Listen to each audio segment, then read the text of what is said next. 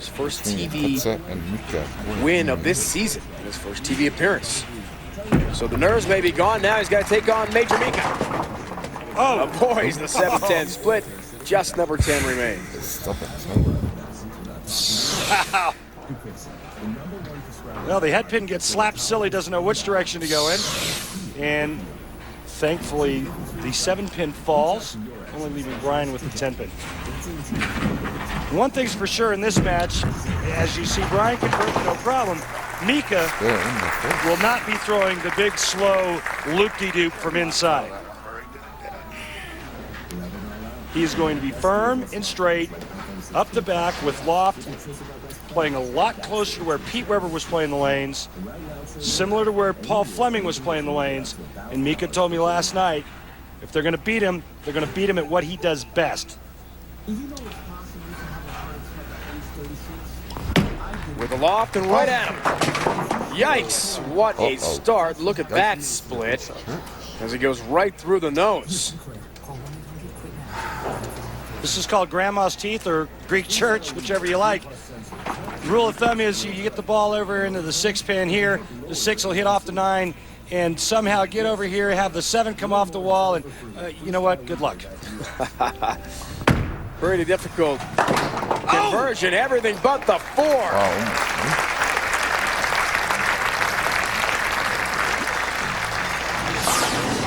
Major Mika and Brian Kretzer, pretty close in average here. Look at how tight this matchup is. Fair conversion percentage identical. Major Mika told me he grinded through match play just to get here. He doesn't like pattern B, but in the last 2 weeks, factor practice into here, Mika's bowled over 100 games, including the ABC Masters, back-to-back telecast, 2 different conditions. 5th show of the year for Major Mika. Plenty of help, ×2 with a 10-pin. I don't know what came out of the back, but something did. Comes this big loft. This helps Mika to go straight. Something came out from the back. Mika doesn't even know what happened there. He's still trying to figure it out, I think, Randy. So am I. Where did that pin come from? Help on the 10. 11-pin early lead here for Kretzer. Strike. Slow boat to payday right there. Just beautiful slow roll, gets his hand underneath it, rotates around like a quarter of a turn, and that ball grabs the lane, travels in direction rotation. That equals the big back end. Right now, Mika's bowling Brian Kretzer on Brian Kretzer's A pattern, which means that Mika, from here on out, has to be perfect, in my opinion.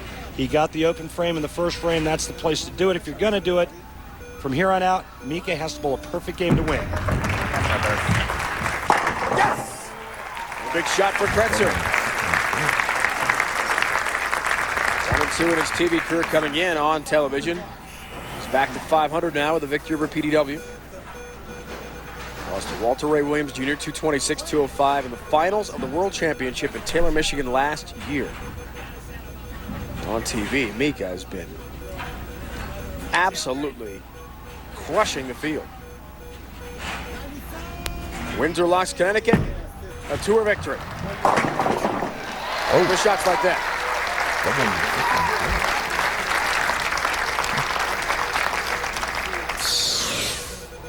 Big, tall man, 6'5", long arms. Look at the high backswing, the high launch angle, meaning the distance off the floor that he lets go of it. And a great result. Great match against Brian Alpert. The first game of that match, Mika shoots 289. Brian Alpert gets up and goes bang, bang, bang to shoot 290 to win by 1 pin. Wow. Took that round of 32 win, 7 games, 12-6 match play record. Mika looked a little bit high there. However, just the 4 stands. Another pulled shot, it looks like, 9 and a wiggle. And this is one of the few times that I've seen Mika look uncomfortable on television.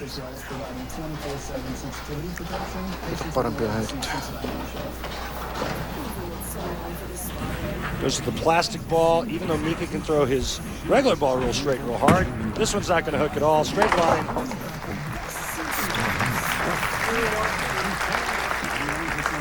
takes care of the spare.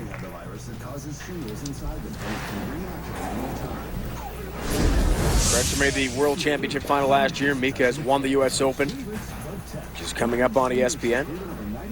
Next week, L.A., Anaheim, to be specific. Arena finals. Right now, Kretzer is locked in to this tour event. Wow, 10 pin. I cannot throw a bowling ball any worse than that. God, that's... Well, you know, when you throw it that bad and it goes ring and 10, you're probably okay. When I throw it bad, it gets 6. Brian Kretzer threw this one bad. It's just a ring and 10, and that's all right, as long as he converts. Takes care of the 10 pin. Next week, the PBA Tour rolls on to Fountain Valley, California, as we talked about. 61st U.S. Open, presented by Jackson Hewitt Tax Service. The action starts at 12:30 Eastern Time here on ESPN. Note the different start time, folks. 9:30 on the West Coast. U.S. Open has never been won by that great Carmen Salvino, and he will be participating in next week's U.S. Open, along with Parker Bone III, who hasn't won the U.S. Open either. If there's any question, Randy, that Carmen does not have the strength, the grip that he did when he was a great player, forget about it. He shook my hand the other day and almost fractured all my bones of the head. Very strong man. He really is. It'll be fun to watch him compete at the U.S. Open. And I won a doubles tournament with Carmen Salvino in 1988. 4 pin. Kretzer displeased once again. He looks frustrated with himself. And right now he needs to shake that off, clear his mind, because I think he's got Mika on the ropes. I don't think Mika likes his ball reaction very much. Close last night, he wants to remain calm in a tough spot on TV. Very critical not to be overwhelmed, as Brad Angelo had been earlier this season in Omaha and maybe in Medford too. But it's a pretty tough opponent in Medford, did Angelo and Tommy DeLukes Jr. But Kretzer appears calmer here.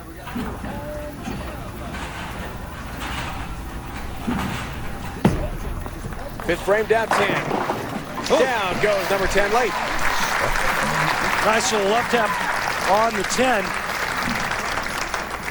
And right now, I think Brian Kretzer, by not striking in the 4th and 5th frame, has given Mika breathing room. As you see the 6 give the 10 a little nudge.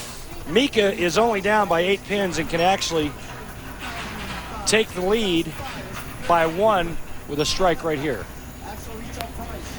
I'm sorry, this match is all even with a strike here. That's right, down 10.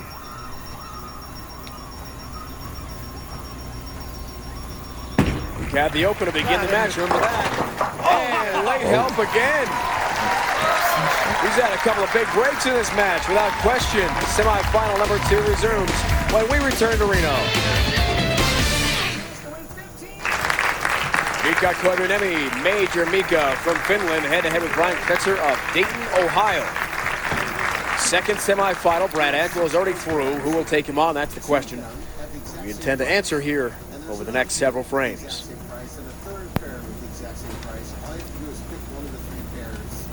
Pressure building. A player like Kretzer who needs a good performance this week to get himself exempt next year. 10 pin.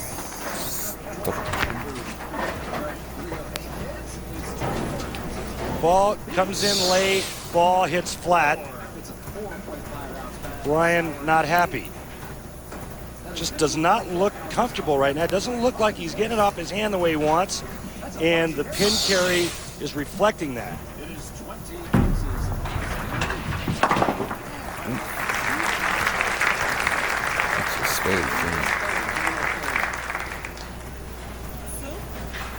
Kretzer down by 1 pin now after the mark, 6th frame. Mika works on a double. Next time he's up. There he is, Dale Ballard Jr. Great week for you, Dale. Congratulations. Brian Voss seemed like only 3 weeks ago he's in 72nd. Now he's in the 30s. Bob Learn Jr., Mr. 300. Joe Ciccone, our own Joe Ciccone. And Tim Chris the Turtle. Gotta get those guys on TV. You work for us, you do well, right? Right, Reno? There's Chris Johnson. Looks like the runaway Rookie of the Year candidate. 21st this week.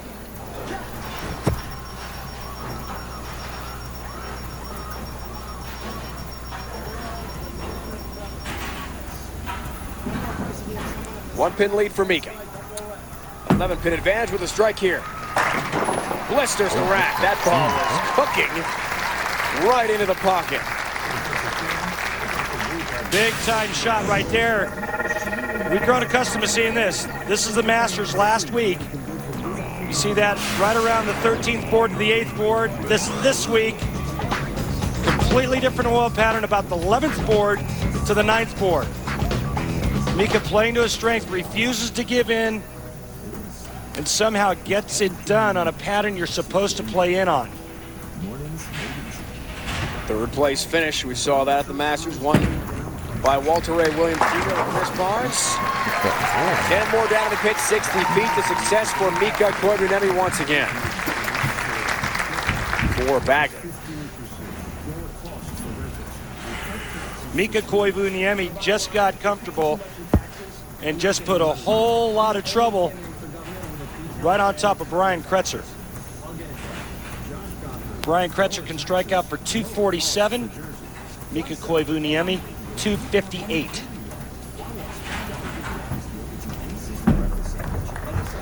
Big shot. Wow. Talk about high and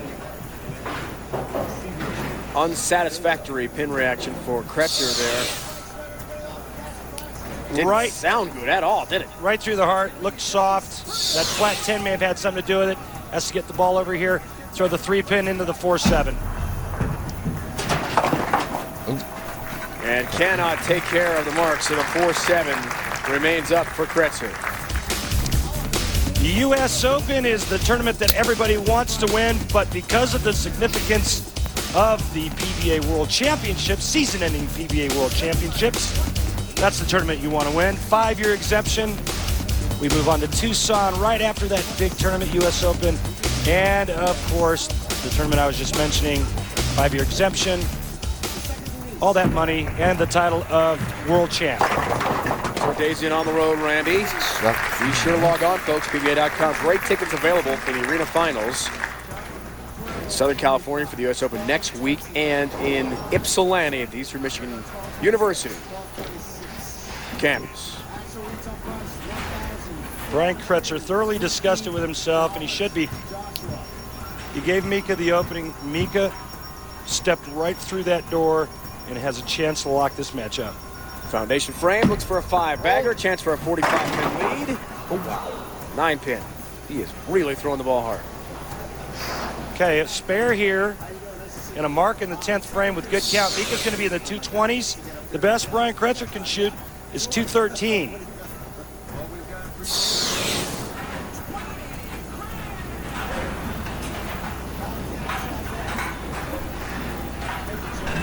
9 pins.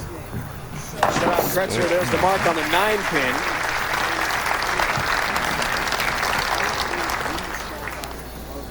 Nine pins on this ball. Mika is going to bowl Brad Angelo for the title. But let me just say this.